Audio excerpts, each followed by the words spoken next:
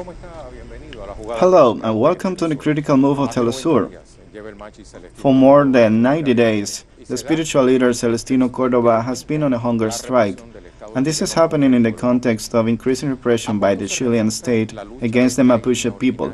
How long has been the fight of this original ethnic? What does it demand? How do social organizations and human rights pronounce themselves? How does the government of Sebastián Piñera respond? Let's deploy the board. We're making the first move.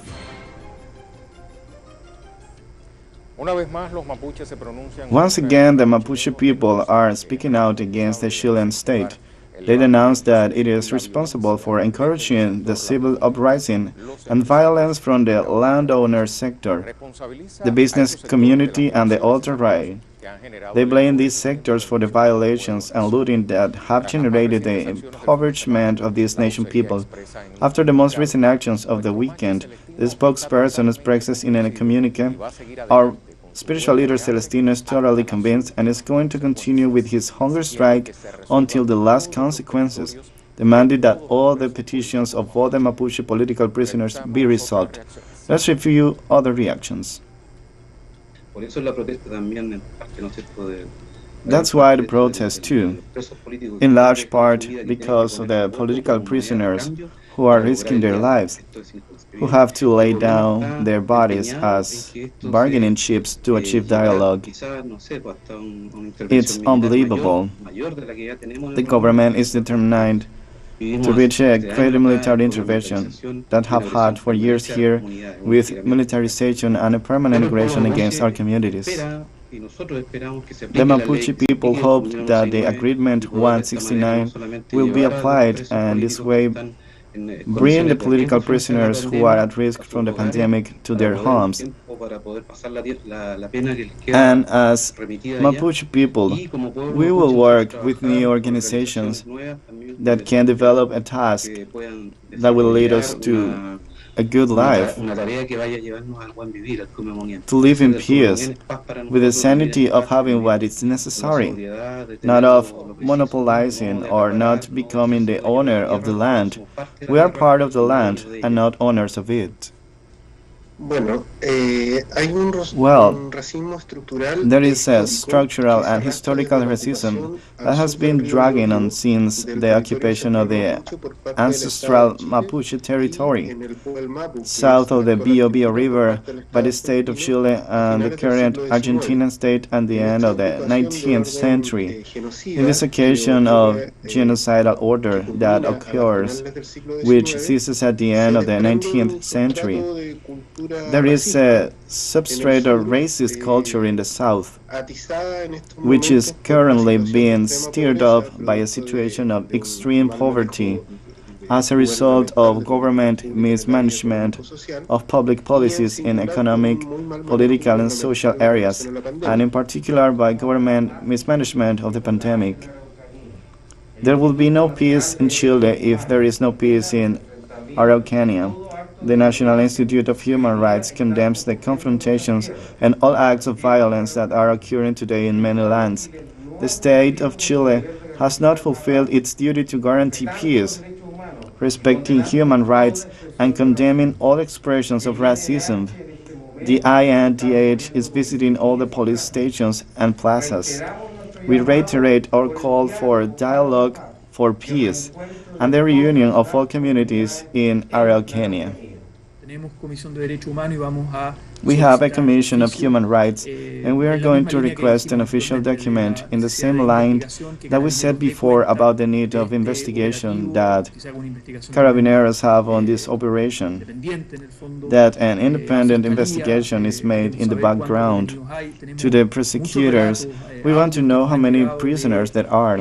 We have many stories, audios of people who, from the Children's Ombudsman, have beaten people, groups of 20 people, to some Mapuche who were alone, adolescents, minors, intimidation of women. There is a lot of research that needs to be made visible and raised, because this escalation of racist violence can be orchestrated, organized, not spontaneous, and must be stopped at any cost. Violence these days is a product of the laziness and absence of the state government. When the republic ceases to function, of course there is disorder, fighting, revenge, and abuse. Violence must be condemned wherever it comes from. The condemnation of violence must be absolute, and any ambiguity regarding violence produces more violence. It is not acceptable that public premises should be burned as a result of total and utterly condemnable violence. 48 people were arrested, 36 of them are going through detention control, and the 12 people who do not go through detention control is because they are underage, who had their rights violated to be used in these acts of violence, and 2 women who were breastfeeding. I invite you to check some digital information. The Chilean College of Journalists issued a statement on its website rejecting violence against Mapuche communities and threats to the press. Let's read some sections of it. The Chilean Association of Journalists bases its action on the full promotion and defense of human rights. We reject the acts based on racist and/or colonialist logics that occurred in the region of La Araucanía this Saturday, August 1st, where violent evictions by civilians were registered at the takeover of municipalities by Mapuche communities, as well as the burning of their ancestral symbols. In this context, we strongly reject the serious threats received by our colleague Paola Dragnik from Telesur because of the coverage she has given to the hunger strikes, as well as to social and popular revolt on October 18, 2019. We express to her all our support and solidarity. Information work inessential and democracy at its censorship by force cannot be tolerated. In case of public connotations such as those registered against the communities in La Araucanía, freedom of the press and the right to information must be guaranteed, as well as all processes that involve the work of citizens in a democratic framework. We are concerned that hate speech, racism, and xenophobia are repeated in the media. From a multicultural logic, we understand that the whole Mapu territory exists the territorial space of La Araucanía, so it is up to us to speak out as a professional order against the policy of negating the fundamental rights of the Mapuche people through the institutional violence of the state of Chile. Telesur publishes on its website, civilians attack Mapuche community members in the Chilean Araucanía. Dozens of civilians, convened by ultra-right-wing groups, violently evicted the Mapuche community members from the municipalities of Victoria and Curacautín in the Chilean Araucanía, in the center of the South American country, on Saturday night. Local media posted an audio message on Twitter in which Gloria Navelan, spokesman for APRA, an ultra-right-wing group from Araucanía, called for action against Mapuche community members in the municipality of Victoria. The Mapuche community has entered the municipalities of Victoria, Curacautín, and 3 others in the province of Malleco since last Monday, as a measure of support to their imprisoned comrades who are on hunger strike. According to several complaints from residents, elements of the militarized Carabineros police did nothing to stop the civilian armed with sticks, who also threw stones and set fire to a truck.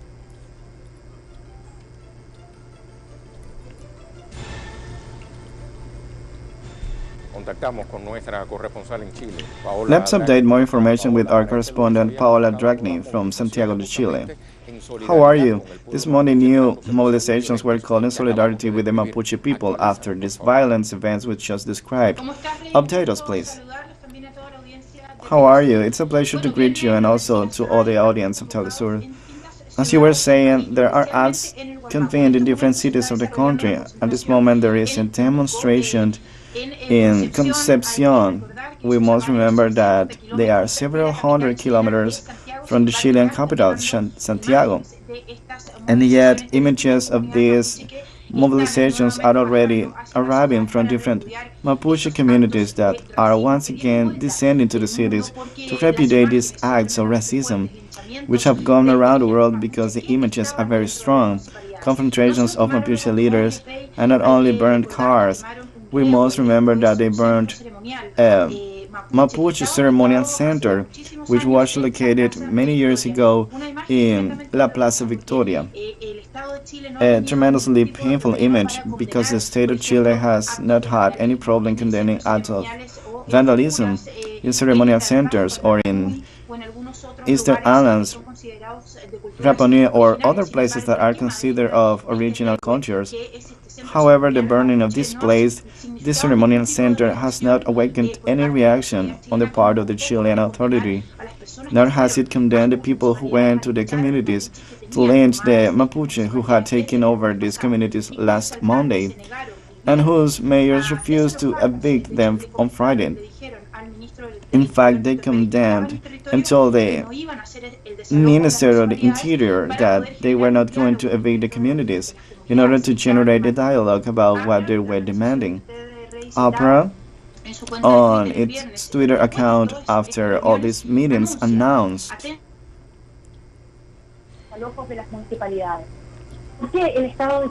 and this state allows civilians to do these lynchings and evictions.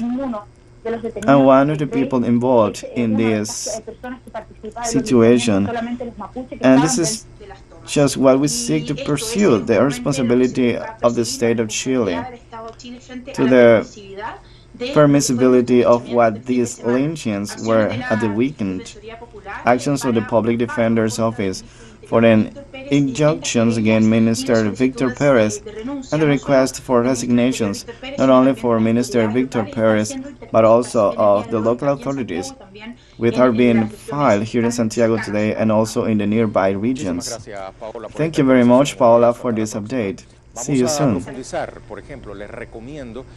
I'd like to suggest you the reading of an article titled New Chile and Mapuche People, the Peace That Will Come from Justice and a New Policy, written by Nicolás Rojas Pedemonte and Carlos Bresciani, and published on the Cyber site on July 30. Only 19 months after the assassination of Camilo Catrillanca by the Jungle Commando, and barely 3 weeks after the report of the Canadian Human Rights Mission denounced the systematic, widespread and continuous violations of human rights committed by the government of President Piñera since October 18, 2019, the Chilean parliament, by a large majority, asked the government, through draft resolution 1196, to apply a firm hand in La Araucanía.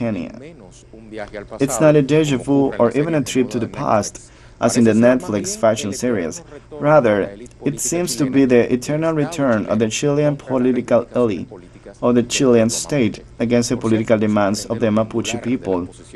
By the way, it is not surprising how swinging the center-left positions are regarding the conflict in Mapuche territory, but the irresponsibility of giving carte blanche to a government that is nationally and internationally questioned in its ability to administer welfare and order in the territory with attachment to human rights. It is not surprising that those who were silent or supported the repression under previous governments are now demanding a firm hand.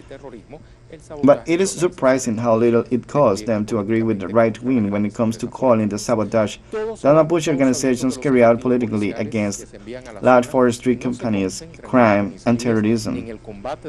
Will they all have voted knowing that the police forces sent to the area are not concentrated in the police sanctions or in the fight against crime, but in the forest lands of the large economic groups confronting the Mapuche political organizations? Will they all have voted aware that this request adds to security agenda and the militarization already deployed by the government in the area, with an intelligence bureau and an expanded police committee operating since April and a macrozona prefecture operating since June? In any case, they are practiced being complicit in the government's art of extinguishing fires with fuel. The conflict continues to escalate and perpetuate itself without any political solution having been obtained, even in these 20 years of violence. It is the Mapuche territory as a whole that is becoming more vulnerable, as if exclusion in the drain of territorial resources were no longer enough. If in the coming weeks Celestino Córdoba or some of the political prisoners in Angol prison die in their hunger strike while waiting for political answers, the violence in the country will escalate and will be the responsibility not only of the government, but also of those who today propose repression rather than dialogue. It is more necessary that even the Chile renews its politics and institutionally from the constituent process, opening spaces for real representation and diversity. The way out of this never-ending story requires a new policy, because even when our politicians today are capable of agreeing to affect certain neoliberal dogmas in favor of the Chilean people most affected by the pandemic, the same is not true when it comes to recognizing the rights of the Mapuche people.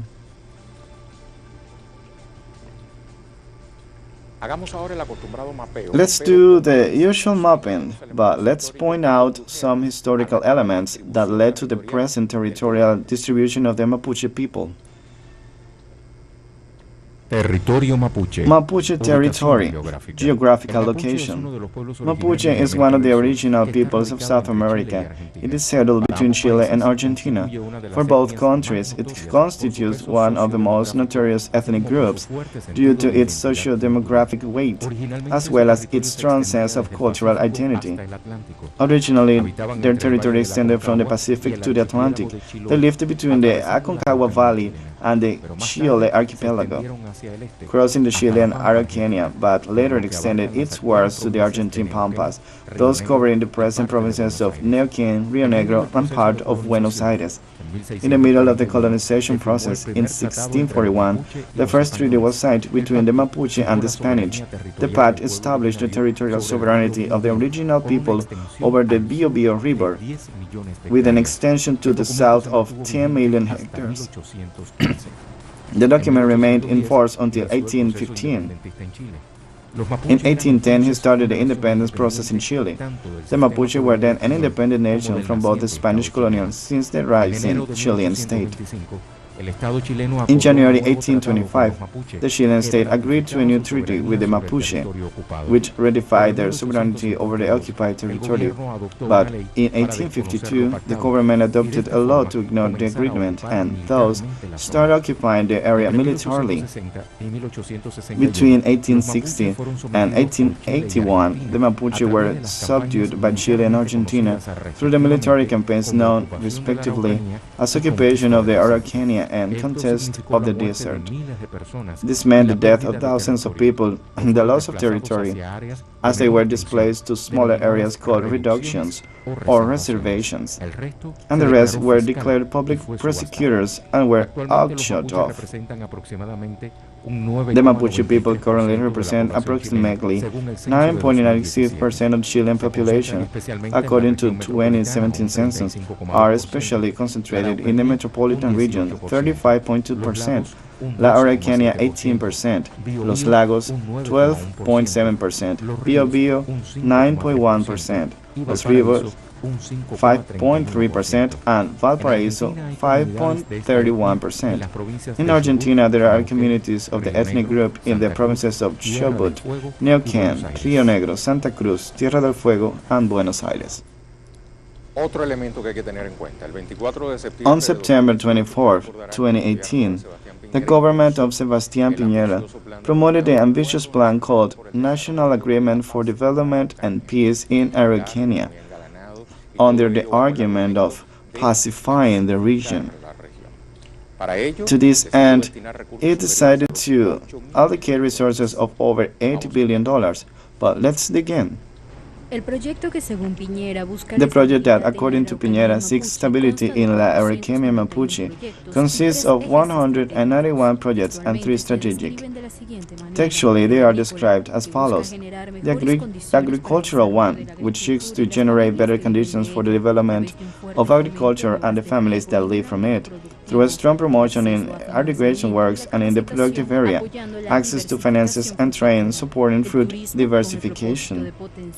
Tourism, with the purpose of promoting entrepreneurship in the sector, favoring the development of the inhabitants of La Araucanía from their own territories, by improving existing infrastructure, attracting private investment for projects of high sustainable standard, promoting it as a national and international destination, and supporting enterprises and their projects, and renewable energies, which aim to facilitate access to energy services and to promote electricity generation through the source, with public and private investment in projects ranging from rural electrification to the construction of large wind farms. Another argument for implementing this controversial government plan is that economic activity in the region has declined since the change of government, alluding to the previous administration of Michelle Bachelet. He adds that in terms of employment, the region has declined because while between 2010 and 2013, 21,000 new jobs were created per year, between 2014 and 2017, at least 227 were lost annually. In these numbers, the current president intends to support the idea of installing a corporate complex in La Araucanía and implement a series of legal changes regarding native peoples. Despite the fact that the document speaks of regularizing land, constitutionally recognizing indigenous people, promoting intercultural medicine, the Mapuche culture and language, and supporting the undertaking and improvement of indigenous roads, practice shows the opposite. The supposed initiative of government transformation in Araucania is seen by representatives of Mapuche communities as a violation of their territorial, cultural, and political rights. They denounce that this constitutional reform protects only seeks to divide the original lands into individual titles of ownership and the possibility that the executive will legitimize lease contracts for these community lands for up to 25 years. Let's take our first break in a critical move. Remember, there is a strategic move in social media for you to participate. Under the covers of a supposed process of peace, the Chilean state deprives the Mapuche people, by means of repression, of their fundamental rights. Why is it not a priority for the executive in Chile to pay off the historic debt with these native people? Leave your opinion. We'll be back soon.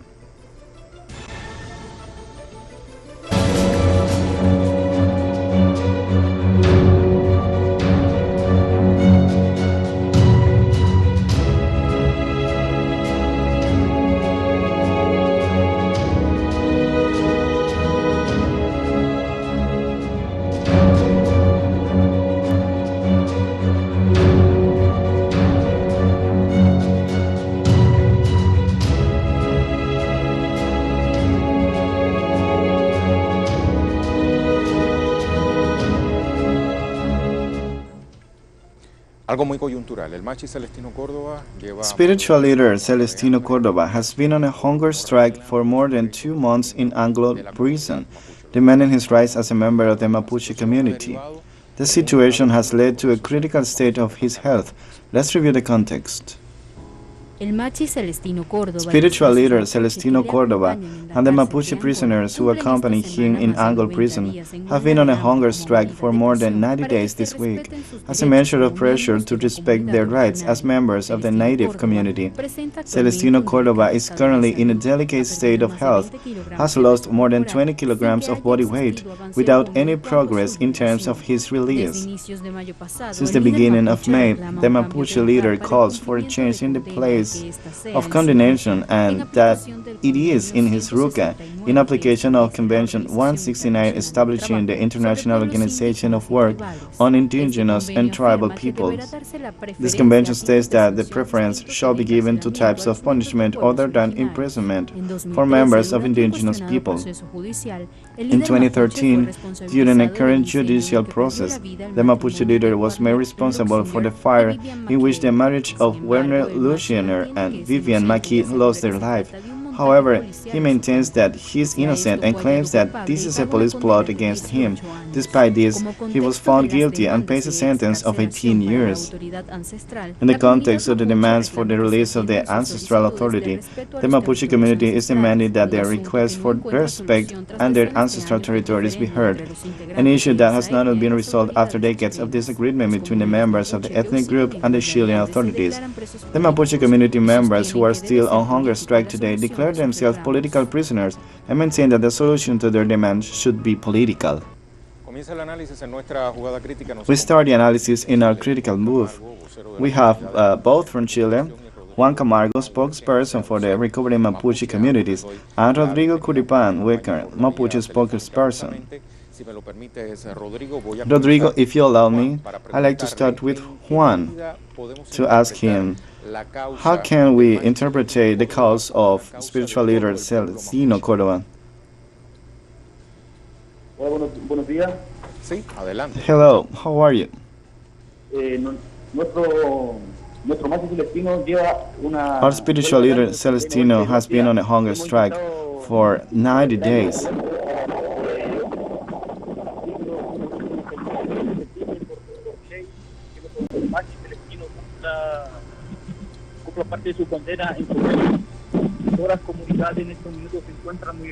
And all the community right now in the regions such as Victoria and all communities. Muchísimas gracias, Thank you. Juan. Rodrigo, el pueblo mapuche Rodrigo, sigue siendo objeto de Mapuche represión community por parte has del been Estado, como lo veíamos, ya sea por acción an o por object of omisión. repression by the Uso de brazos Chilean frente a government. las acciones más recientes, por We ejemplo, have de seen civiles en this estas comunidades in front of the que streets and arremetieron contra miembros de la comunidad situation that we mapuche. saw on the La pregunta weekend. es ¿por qué? So the question is, why this? Well, Well, first of all, I'd like to thank you for giving me the chance to be here in front of Telesur, and being able to give a little bit of my experience with this Mapuche situation and all the racism against the Mapuche. But in relation to your question, is why? Because the state acted as a racist way since they occupied our territory. The state has only preoccupied to sink us not only in the political side and to be able to answer somehow that us Mapuche don't have a cultural political conscience, and just in front of this is the propaganda from the government to put the Mapuches in an environment where Mapuche don't have the capacity to be able to solve the issues through any political or economical way. And lately, this has a lot to do with the institutional policy, because through the governments can be carried out with domestication policy. So what happened in Victoria, more than the reaction of some groups that reacted under the government's protection, groups that are most of them relatives of those leaders who attack directly our people. And in this sense, how can we say, suppose there was a curfew that was carried out due to this pandemic situation, and they took advantage of this schedule, and accompanied by police officers of the Chilean, they came to attack and to take them out of the facilities where they were. So when you say that this civilian had a relation with businessmen that are supposed to have a direct relation with Mapuche territory, but any of the businessmen who were involved in this confrontation against Mapuche people, those who participated, those are precisely landowner. That means that they work for the companies, but with no permission of the Mapuche. And today, in one way or another, they try to do this to take the Mapuche people out of their territory through violence. And this policy is supported by the state, which they have a political relationship with. And today they work in public institutions. These people are precisely relatives or sons of these businessmen who has big charges. And one way or another, they are involved in this. And they are a threat to the integrity of the national territory, because this is how the state constitution has presented it. And we see a Victor Perez Varela, who is being known by the Mapuche territory. Their family has a lot of lands. So is it true that this action of the Chilean state in front of the Mapuche cause, it's not a new thing?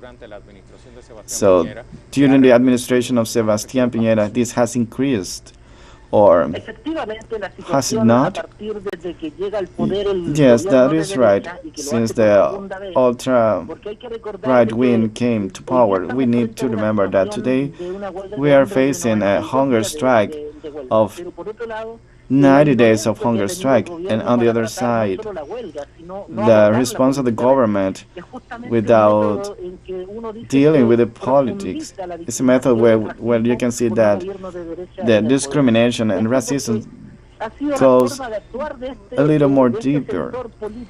But this is the way this political sector has acted in front of this situation. When they are on the political power, and these state administrations, as we have seen other governments of other political dimensions, they have acted in the same way. So this is why we are facing a situation where Mapuche's rights are not recognized. And it's not recognized that us Mapuche, we have the right to political as it is established by a national consensus.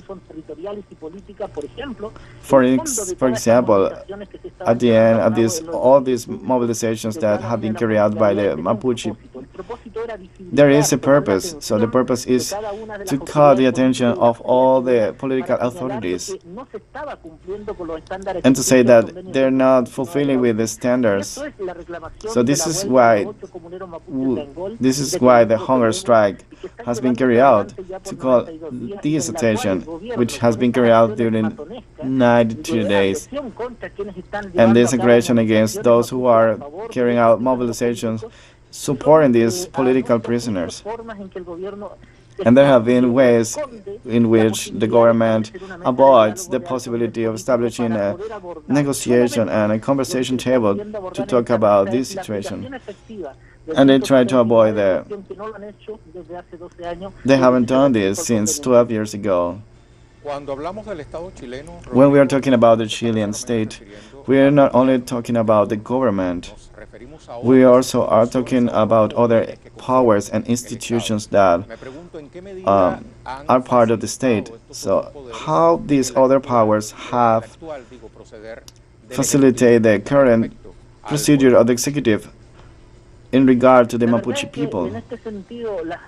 Truth is that in this sense, the rest of other public institutions, we have been watching that judicial power. We think that it is the tool that the government has used to be able to make political persecution, and also in the legislative power, being able to carry out in a more effective way the political persecution and allows to lead the Mapuche to denigrate their political image.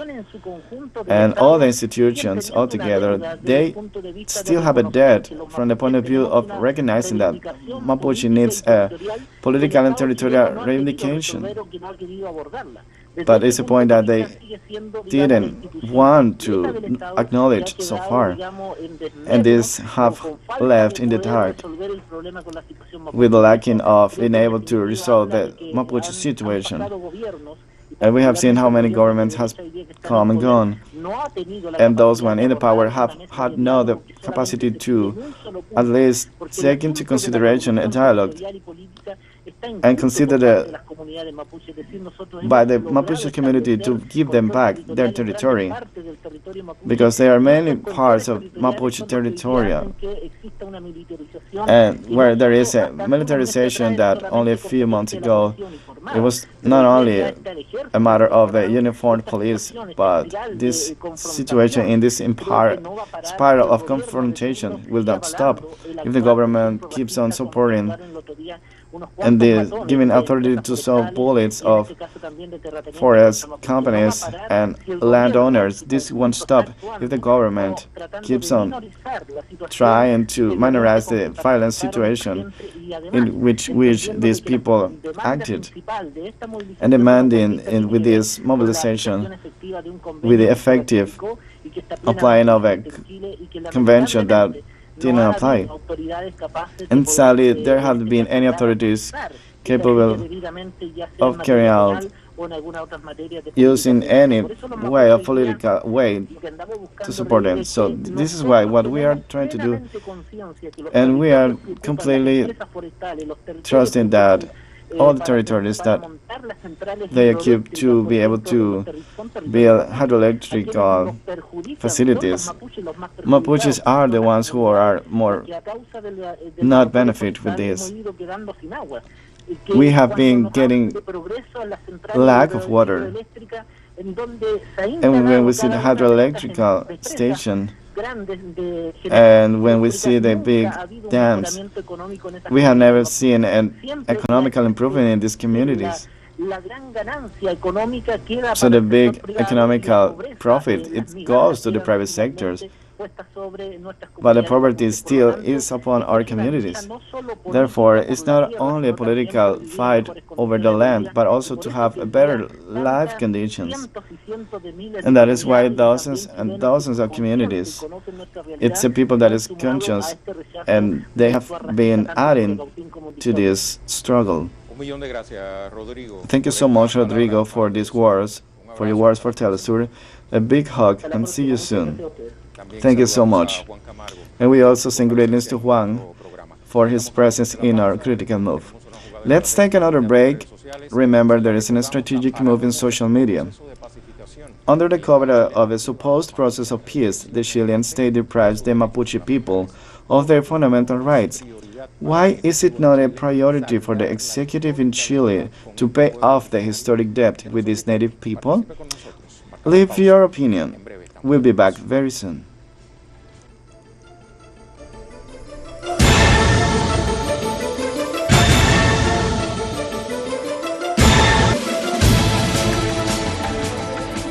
The Mapuche community is at one of its maximum peaks of repression and violence by the Chilean state. For years, they have demanded from the state the return of land and recognition and respect for their culture. Let's review the historical context. Since its constitution in the 19th century, the Chilean liberal state has been characterized by the systematic invasion of territories belonging to native peoples. The imposition of the state has degenerated into an ethno-territorial conflict, essentially in the regions of Biobío, La Araucanía, and Los Lagos, in the south of the Chilean geography, which have undergone an important agro-productive reconversion as they have become one of the main areas oriented towards export markets. In 1984, during the dictatorship of Augusto Pinochet, the anti-terrorist law was created, associating the demand for rights with terrorism, thus opening the door to the repression and condemnation of the Mapuche people who demand the restitution of their lands. Today, dozens of members of this community are imprisoned in public jails. Even though they are in the investigation phase, most are accused of burning down farms, business houses, trucks, or churches in La Araucanía. This has radicalized the struggle of the Mapuche nation. At the end of the 90s, the Council of All Lands and the Arauco-Majeco Coordinator were born, political organizations of indigenous activism. The recovery and jurisdictional autonomy for their lands, located mainly in the provinces of Cauín and Majeco, are their main demands. Besides, they require the Chilean state to recognize their cultural identity and economic benefits for the damage caused over decades. In the midst of these demands, the community has suffered constant violations of its rights. The discrimination to which the Mapuche are subjected is reflected not only in the poverty rates, but also in the social structures. Official reports registered that at least 19 men and women have been killed between 2002 and 2017, violence that also reaches children of the ethnic group, victims of beatings and bullets by the police in their constant raids to the communities with the objective to intimidating the Mapuche people. a 153-page document entitled Rights of Indigenous and Tribal Peoples Over Their Ancestral Lands and Natural Resources, Standards and Jurisprudence of the Inter-American Human Rights System, was published in 2011. It makes clear that the protection of the right to property of indigenous people over their ancestral territories is a matter of particular importance because its effective enjoyment implies protection of an economic unit and of the human rights of a community that bases its economic, social, and cultural development on its relationship with the land. Up to the present day, the Chilean state has ignored these and other international norms that attempt to protect the rights of the Mapuche people.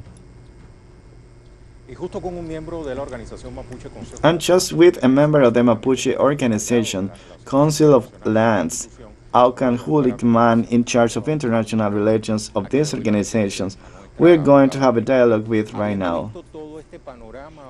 After all this panorama that we have been seeing, we realize that how long there still is the fight for the Mapuche people to be recognized by their rights.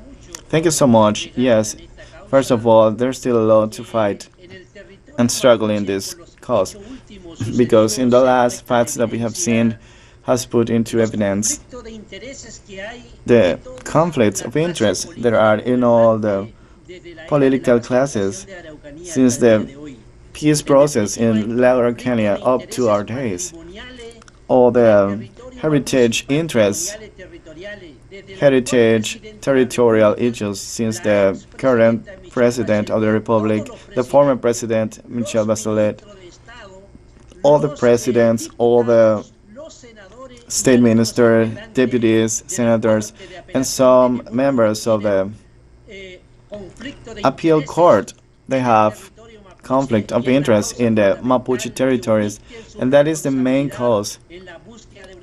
So in the following and the finding of an acceptable solution, and this has been put into evidence by the visit of the Interior Minister Victor Perez, who has been involved into racial. This visit, can you see this as an act of provocation in front of the Mapuche people? It's an act of provoking the racial hatred, because nothing like this has ever happened so far. Racism, subjacent racism, has been present for over a century, but haven't had this manifestation with the arrival of the Interior Minister Victor Perez to the Araucanía. He came to increase the racial hatred. He came to support those groups who acted with all violence in La Araucanía, and an element to say that we are accusing for free. The Interior Minister is a member of the party of those who call the Victoria and Curacatín. Those are members of his same country, and the members of those countries, they all have lands in Mapuche territory, and they got it through violence and by force. And this is something that is unbearable so far.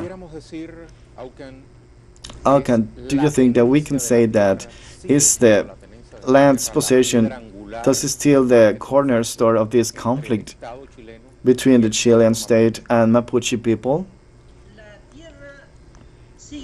The land continues to be the cornerstone. So the point is that in the Mapuche case has characteristic of its own, such as in other regions of Latin American and Caribbean with the another indigenous people. Chilean state made an invasion with military, and those are the causes, the main causes of the current tensions. It was committed a genocide crime with these military acts, and in parallel they committed the acts of taking away the resources and made the Mapuche communities become so poor. and also they cause cultural damages, immaterial damages. So these three matters are fundamental. The issue of genocide, and from one hand, and on the other hand, the subject of taking away their lands, and on the third time, it's the issue of the cultural damage they have caused. And not this government, not the other ones, have taken responsibility for what have they done. But behind these governments, can we say that there are other structures, especially companies? Yes, it's like that. It's the state itself, who have had the juridical and constitutional framework for the private sector to operate. I'm talking about forest companies, the mining sectors, and those sectors who have taken over the water resources, and other companies who operate on Mapuche's territory in the logic and economy of free market. They've taken our territory and they put it on the free market economy, causing harm up to this moment to the Mapuche communities. So this is the issue between the government of Chile and the Mapuche people. So there is something that is very concerning. It's the state of health of duty of the spiritual leader after these 90 days of hunger strike. So what would happen if his state of health and the state of health of these people who are there reach a point where it's no longer bearable? Should be they should have to wait until this moment arrives to be able for them to recognize and respect the rights of the Mapuche people? But Chilean people has a lot of responsibility beyond the institutional world of the state. The people who manifest themselves. So it was for us while seeing that Chilean people took and embraced the Mapuche flag. And not only for this act, but also for the rights that affect directly and the situation of the Mapuche protesters who are in different prisons and have been there for almost 90 days. So the government is pointing to the worst. The worst is going to be if someone dies, if some of these people die, well, there's going to be a very huge Mapuche's movement. So in this way, the state is going to have a way to deploy the army. They say there is a curfew, and in the Mapuche case, there are a double militarization, and this could trigger Sebastián Piñera's government could take advantage of them to militarize the territory. This would be a catastrophe, not only at a political point of view, but also with the visit of Interior Minister Victor Perez, with the hideous position against the Mapuche people. That this could bring a confrontation. So that would be catastrophic. Well, thank you so much for your participation for our critical move today. Thank you for having me here. Thank you. And thank you to all the viewers of Telesur. Thank you so much. See you soon. Let's go to conclusions.